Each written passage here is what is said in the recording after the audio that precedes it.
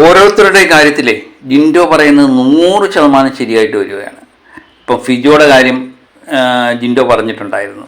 ഒരു കാട്ടുതീയായിട്ടൊന്നും തോന്നുന്നില്ല, ഒരു തീപ്പെട്ടിക്കൊള്ളിയായിട്ടാണ് തോന്നുന്നത്, അത് ഞാൻ ഒരച്ചം കളയും എന്നുള്ള രീതി. അത് ലാലേട്ടനോട് തന്നെയാണ് പറയുന്നത്.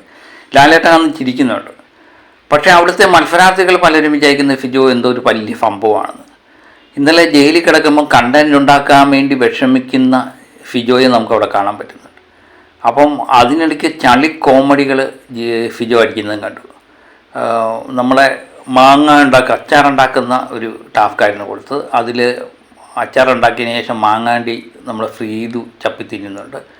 അപ്പം ഫ്രീദുവിനോട് പറയുന്നുണ്ട്, അയ്യോ നാട്ടുകാരെ ഓടിവാ, ഫ്രീദു തിന്ന മാങ്ങാണ്ടി ആർക്കെങ്കിലും വേണോ എന്ന് ചോദിക്കുന്നുണ്ട്. അത് ലേലം ചെയ്യാൻ ഞാൻ തയ്യാറാണെന്നൊക്കെ പറയുന്നു. അതുപോലെ തന്നെ ഫ്രീദിനോട് പറയുന്നുണ്ട്, നീ താഴേലൊന്ന് ഉമ്മ വെക്കൂ, അത് തുറക്കട്ടെ, ഞങ്ങൾ ജയില് താഴട്ടെ എന്നൊക്കെ. അങ്ങനെയൊക്കെ പറയുന്ന ഫിജോയെ നമുക്ക് അതിനകത്ത് കാണാൻ പറ്റുന്നുണ്ട്.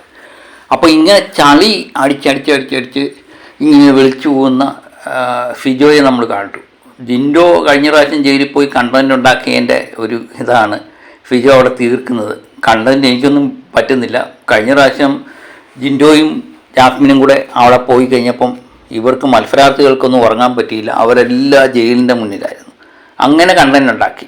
ഇത് എനിക്കെന്തുകൊണ്ട് കണ്ടന്റ് ഉണ്ടാക്കാൻ പറ്റുന്നില്ല എന്നുള്ള വിചാരത്തിൽ തന്നെയാണ് ഫിജോ ഇപ്പോൾ ഉള്ളത് എന്ന് എനിക്ക് തോന്നുന്നു. അതുപോലെ തന്നെ നന്ദനയായിട്ട് സംസാരിക്കുന്നുണ്ട്. നന്ദനയായിട്ട് അതിന് മുമ്പ് സംസാരിക്കുമ്പോൾ ഫിജോ പറയുന്നൊരു കാര്യമുണ്ട്, ഞാനിവിടെ വന്നത് ഫിസിക്കലായിട്ട് എനിക്കൊന്നും ചെയ്യാൻ പറ്റില്ല, പക്ഷേ എൻ്റെ നാക്കാണ് ആയുധം. ആ നാക്കിലൂടെ എന്നെ ഇഷ്ടപ്പെടുന്ന ചിലവരുണ്ട്, അവരെ രക്ഷപ്പെടുത്തുക എന്നുള്ളതാണ് എൻ്റെ വിചാരം. എനിക്ക് പവർ ടീമിൽ കയറണ്ട, ക്യാപ്റ്റനാകണ്ട, പക്ഷേ ശരണിയെ രക്ഷപ്പെടുത്താൻ വേണ്ടി ഞാൻ പവർ ടീമിൽ കയറും, ക്യാപ്റ്റനാകും. ശരണി എങ്ങനെ സേവ് ആക്കുക എന്നുള്ളതാണ് ഫിജോയുടെ ലക്ഷ്യം. അത് നന്ദനയോട് പറയുന്നുണ്ട്. ഞാൻ പോയപ്പം വിഷമം തോന്നിയത് അവൾക്ക് മാത്രമാണ്, അതുകൊണ്ട് അവളെ ഞാൻ എങ്ങനെയും രക്ഷപ്പെടുത്തും എന്ന് പറയുന്ന ഫിജോയും കാണുന്നുണ്ട്. ശരണിക്ക് വേണ്ടി പവർ ടീമിൽ കയറും, ക്യാപ്റ്റനാകും. ശരണിക്ക് വേണ്ടി പവർ ടീമിൽ നിന്ന് ക്യാപ്റ്റനായി നിന്നുകൊണ്ട് ഞാൻ വേണമെങ്കിൽ അവളോട് എന്നെ ഇഷ്ടപ്പെടുന്നവരോട് ഞാൻ വോട്ട് ചോദിക്കുക എന്നൊക്കെ പറയും.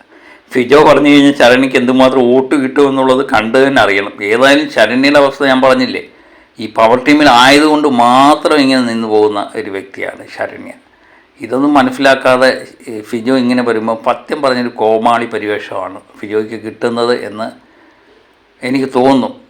ഫിജോയെ നേരത്തെ എനിക്ക് ഇഷ്ടപ്പെട്ട ഒരു മത്സരാർത്ഥിയായിരുന്നു. ഫിജോ വന്നപ്പോൾ നമ്മൾ ഭയങ്കര ആഘോഷിക്കുകയൊക്കെ ചെയ്തു. അത് എപ്പോഴും നമ്മൾ കാത്തിരുന്ന ഒരു വ്യക്തിയാണ്. പക്ഷേ ഇപ്പം എനിക്ക് തോന്നുന്നു ആ ഇഷ്ടം അന്ന് നിന്നിരുന്നേനെ ഇപ്പം ഫിജോ തിരിച്ചു വരണ്ടായിരുന്നു എന്ന് തോന്നുന്നു. ഫിജോ ഇഷ്ടപ്പെടുന്നവരെല്ലാവരും വിചാരിക്കുന്നത് അത് തന്നെ ആയിരിക്കും എന്ന് എനിക്ക് 100% ഉറപ്പുണ്ട്. ഏതായാലും ജിൻഡോയുടെ വാക്ക് പൊലിച്ചു. ഫിജോ ഒരു തീപ്പെട്ടിക്കുള്ളിയെങ്കിലും ആയിരുന്നെങ്കിൽ മതിയായിരുന്നു.